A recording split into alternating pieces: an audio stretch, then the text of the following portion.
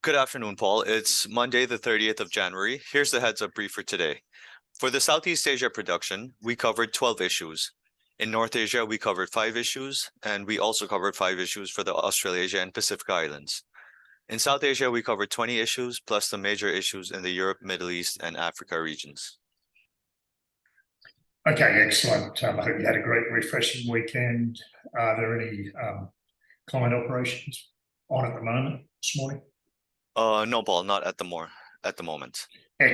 Excellent. Right, go ahead. Right, Paul. So violence broke out at a protest in Malang in East Java yesterday in Indonesia.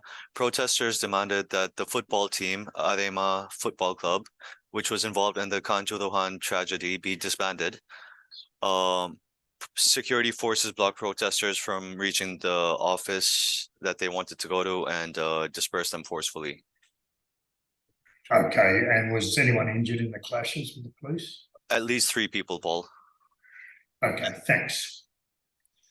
In South Korea, the NATO chief is over there on a visit. He's called on South Korea to step up military support for Ukraine. North Korea has criticized this visit, saying that it was concerned about importing conflict from Europe.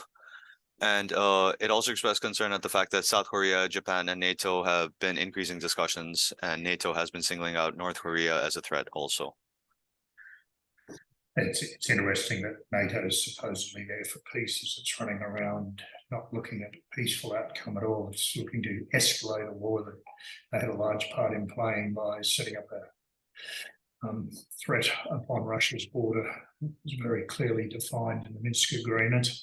And Merkel clearly said what would occur if they did. So they were looking for war. They're looking to prolong it, and at no point is NATO, the Organisation for Peace, looking for peace, and also the UN is surprisingly absent from any involvement. Thank you. Right. In Thailand, Prime Minister Prayut Chan-o-cha said that the House will not be dissolved. This is after 2 election laws passed yesterday, which would allow him to dissolve Parliament. Yeah, that's interesting. It's going to be interesting to look at when he does pull the trigger on elections. And suggest he needs more time to further establish a couple of the newer parties and ensure that their leadership has every chance to get him his way in the next elections. Thank you. Well, lastly, Australia will invest in a high commission and a logistics hub in the Solomon Islands. Okay, that's interesting indeed. Just keep me posted if anything more comes up on more details on that. It'd be interesting to see what they mean by logistics hub, where it is. Is it, air, road, sea? Just if any more information is forthcoming, I'd like to see that. Okay. Right. I'll get any information on that. They've said that the logistics hub will be used to mainly transfer Australian aid to the Solomon Islands. Okay, thank you.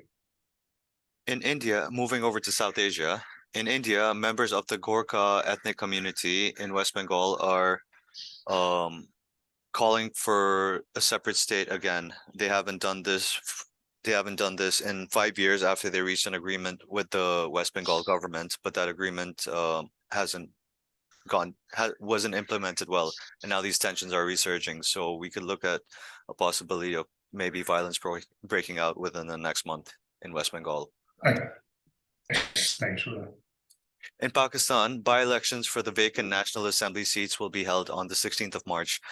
These National Assembly seats are vacant because the lawmakers from Imran Khan's party had resigned from the National Assembly. So it seems like the government is not giving in to the pressure to call for early general elections at this point.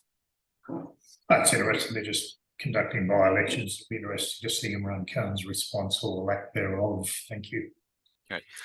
Paul, in Sri Lanka, President Ranil Wickremesinghe warned that a similar crisis could occur if reforms and debt restructuring is disrupted.